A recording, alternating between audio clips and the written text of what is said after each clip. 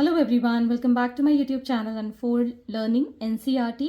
तो आज हम सॉल्व करेंगे एनसीईआरटी मैथमेटिक्स क्लास 11 का चैप्टर 8 सीक्वेंस एंड सीरीज में arithmetic progression which is also called AP.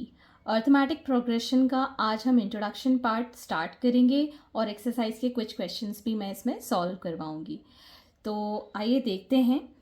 A sequence A1, A2, A3 till AN, मतलब ये सारी टर्म्स हैं, is called arithmetic sequence or arithmetic progression if an plus 1 is equal to an plus d, where n is belong to natural number, where a1 is the first term and the constant term d is called the common difference of ap.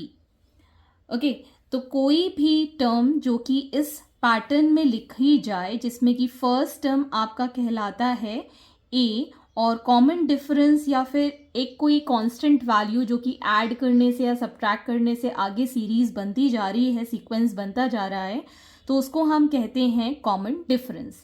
जैसे कि मान लीजिए कोई आपके पास sequence given है 3, 5, 7, 9, 11 and so on. तो इसकी first term तो हो गई 3, a is equal to 3।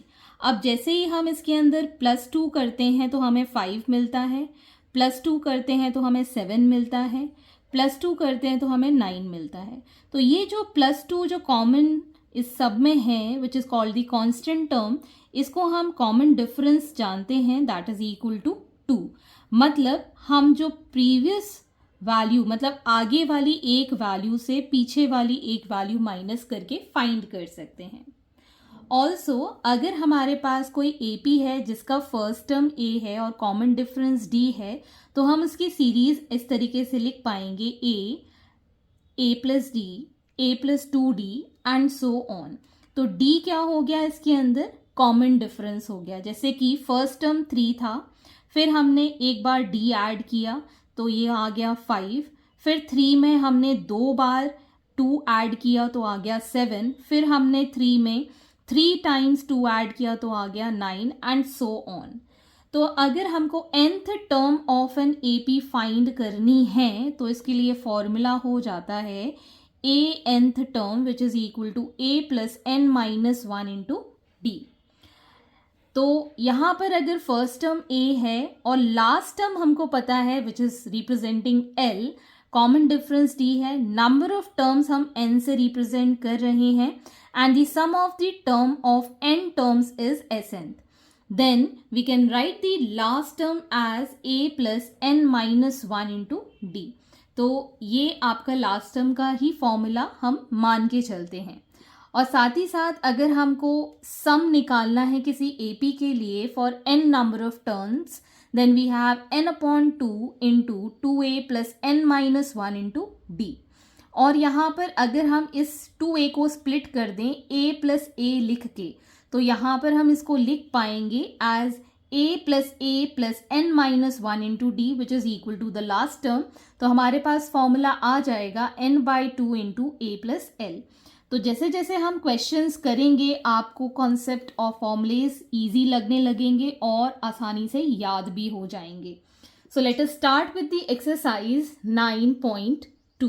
Question number first of exercise 9.2, find the sum of odd integers from 1 to 2001। तो अगर हम इसको एक फॉर्मल वे में लिखें, the required sum that is 1, फिर दूसरा ऑड नंबर हो गया 3, फिर ऑड नंबर आ गया 5 एंड सो ऑन, हमको ऐड करना है 2001 तक, ठीक। और 2001 इसके अंदर इंक्लूडेड है। सो इन दैट केस अगर हम इसको एपी मान लेते हैं तो इसकी जो फर्स्ट टर्म है that is equal to 1, common में से 1 माइनस कर देंगे विच इज 2, लास्ट टर्म हमारे पास है 2001। तो इससे हम नंबर ऑफ टर्म्स फाइंड कर देंगे कि कितने नंबर ऑफ टर्म्स हैं। तो हम फॉर्मूला यूज करेंगे L is equal to a plus n minus 1 into d, जिससे कि हम n की वैल्यू पहले हम फाइंड कर देते हैं। So 2001 is equal to 1 plus n minus 1 into 2। तो यहाँ पर आ जाएगा 2000, 1 में से 1 माइनस करेंगे, n minus 1 into 2. So this becomes n minus 1 is equal to 2000 divided by 2, which is equal to 1000. So n is equal to 1000 plus 1, which is 1001. तो अभी हमने नंबर ऑफ टर्म्स फाइंड कर ली है. अब हमको सम निकालना है.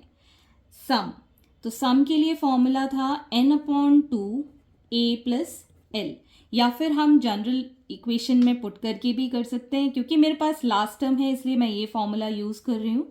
सो 1001 डिवाइडेड बाय 2, a की वैल्यू है 1, लास्ट टर्म है 2001. सो 1001 डिवाइडेड बाय 2 मल्टीप्लाइड बाय 2002. इसको हमने डिवाइड किया 1001. इन ऑल जब हम इसको सॉल्व करेंगे we'll get the value as 1,002,001 as the answer. Next is question number 2. Find the sum of all natural numbers lying between 100 and 1000 which are multiples of 5. तो यहाँ पर आप एक चीज़ ध्यान देंगे, बिटवीन है. जब भी आपको बीच की वैल्यूज़ गिवन हो कि इनके बीच की वैल्यूज़ का सम निकालिए, तो आप 100 और 1000 को एक्सक्लूड कर देंगे, इस वैल्यू को इंक्लूड नहीं करेंगे. लेकिन पिछले वाले वैल्यूज़ में, मतलब पिछले वाले क्वेश्चन में उसमें कहा गया था यहाँ से यहाँ तक, मतलब from here to here 1 to 2001, इसलिए हमने वैल्यूज़ को इंक्लूड किया था. लेकिन यहाँ पर बिटवीन है, इसलिए यहाँ पर रिक्वायर्ड सम जो होगा that would be from 105, 110, 115 and so on till 995. ये दोनों ही वैल्यूज़ हम एक्सक्लूड कर देंगे.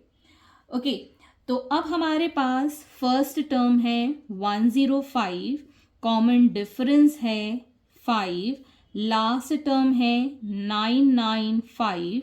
तो इससे नंबर ऑफ टर्म्स हम फाइंड कर लेंगे. तो हमारे पास जो लास्ट टर्म कह लो, last term is a plus n minus 1 into d. इसमें वैल्यू पुट कर देंगे 995 is equal to 105 plus n minus 1 into 5. So यहाँ पर 995 minus 105 is equal to n minus 1 into 5. तो यहाँ आ जाएगा n minus 1 is equal to, ये आ जाएगा आपके पास 890 डिवाइडेड बाय 5. 5 1s are 5 और हमारे पास 5 7s are 35 and 5 8s are 40. So n is equal to 178 plus 1 that is 179.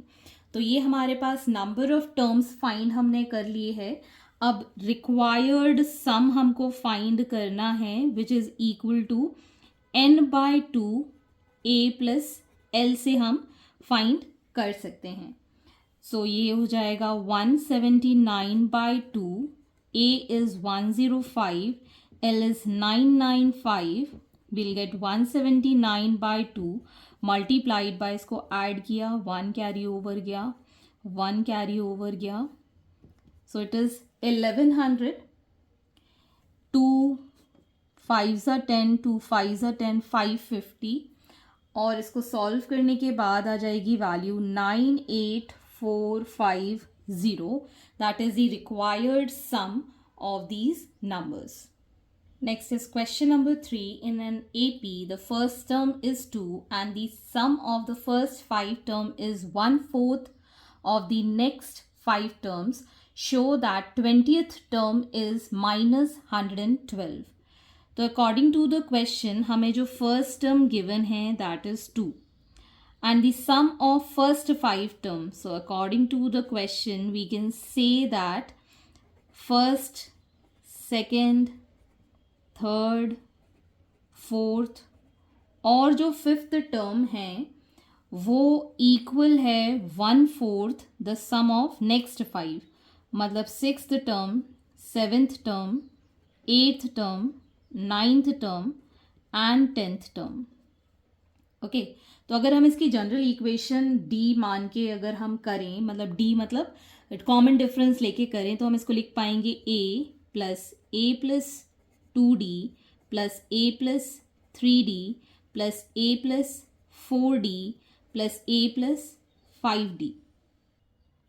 यहाँ पर आएगा a plus d and a plus d, a plus 2d, a plus 3d, a plus 4d, which is equal to 1 by 4, a plus 5d, a plus 6d, a plus 7d, a plus 8d, a plus 9d.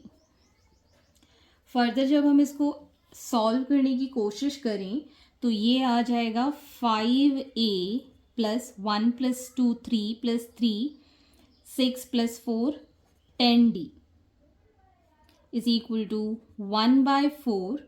It is again 5a plus 35d. और इस 4 को हम इस side ले जाएं, so this becomes 5 4s are 20a plus 40d is equal to 5a plus 35d.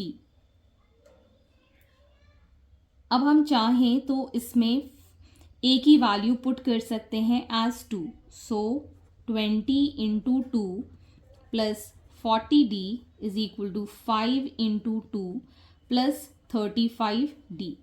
तो ये हो जाएगा 40 plus 40d is equal to 10 plus 35d. तो यहाँ पर आ जाएगा 40d minus 35d is equal to 10 minus 40 which is 5d is equal to minus 30. So d is equal to minus 30 by 5 which is minus 6. So d की value अभी हमने common difference निकाल लिया है माइनस 6. अब आपको 20th टर्म मतलब a 20th find करना है, तो इसके लिए हम फॉर्मूला लिखेंगे a plus 20 minus 1 into D. a की वैल्यू है 2, this will become 19 and d is minus 6. So 20 minus 114, this is 2, which is minus 112. So hence this is the answer. I hope आपको मेरा वीडियो पसंद आया होगा. अगर आपको अच्छा लगा हो तो please do like share and subscribe to my channel. Thank you for watching. See you in the next video.